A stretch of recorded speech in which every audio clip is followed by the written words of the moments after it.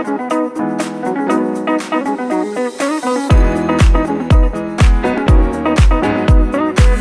everybody. I'm Elder Shorron Vinson, and welcome to It's My Lifestyle. It's another day God has blessed us to see, and I hope you are enjoying it. Regardless of anything that might be going on, God is still a good God, and I hope you're still working toward giving Him all of your praise and all of the glory for another day. New mercies. We've got new mercies. We've got a lot to be thankful for. And I just want to thank you for tuning in. Hopefully, you've taken some time to peruse some of the other videos, and I hope that you find them inspiring or a blessing to you. This channel has really been a blessing to me. I find strength in it, and I hope that you find it the same for you. And if you do, please take the time and share it with somebody else. That's really, really what this is all about. Sharing the gospel, being an encouragement and a help to other people. We never want to do things just for ourselves. We want to do things that would help somebody else. That's the gospel, sharing the gospel. So I just want to thank you. If by chance you haven't subscribed yet, please take a little time and subscribe so that we can stay connected. I would love for us to be able to connect again and again, and we both benefit from that connection. I get a chance to speak with you, you get a chance to give me feedback, and I love that. I love that. And if there's something that you would like for us to, talk about, feel free to offer suggestions. We just want to thank God for the opportunity to do so. I just want to speak from a subject that I find very beneficial and has been beneficial in my life. And I want to ask you a question. What do you have in your hand? What do you have in your hand? Many times we see the blessing that other people are to us, and we admire things about them. And then we sometimes neglect the fact that they say that they, in fact, find something about us that is admiring. And they'll say, oh, I just like the way you did that. And we'll just like, oh, okay. We don't really see it. We don't see it as a blessing. We don't see what we really offer and what we really have. And it can be right there. And sometimes we just can't see that it is a blessing. And I just want to encourage you, use what you have. You can't compare yourself with anyone else. You can't really put yourself on any other level. You can only do what it is you're gifted to do. You can only do what it is God has given you to do. And believe it or not, it by itself is the biggest blessing. It's something nobody else can do like you. And I just find that to be strengthening in my life, to realize that there are things you can do nobody else really can do. God is depending on you to do it. Yes, He is. He's depending on your gift, your talent, your influence, or whatever it is that you bring to the body or bring to the world. He's expecting you to go ahead and do it. Don't think of it being small. It can be a great blessing to many, many people. And I remember this so well in my life. And I just want to pause for a quick testimony. Is that many of you may know I have twins. And believe me, at the birth of a set of twins, it's a lot of work, needless to say. A lot. And I had plenty of help. My husband, the biggest support. My mom, my family, the biggest support. And I just really appreciate that, because I recognize there are many people who don't have that type of support.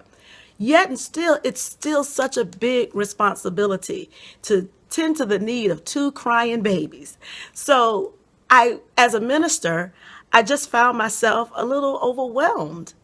I just said, God, how am I going to study, or how am I going to spend time with you, or how is it that I'm going to do what you've called me to do still, if I have such a big responsibility and I have no time? And even if I did have a little bit of time, I was always so exhausted. I was just always so tired.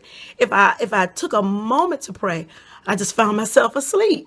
And I just would feel so bad. I would just be so disappointed in myself, and I would cry. And I would say, God, please help me, because I don't want to neglect my responsibility to you and the devotion that I have with you.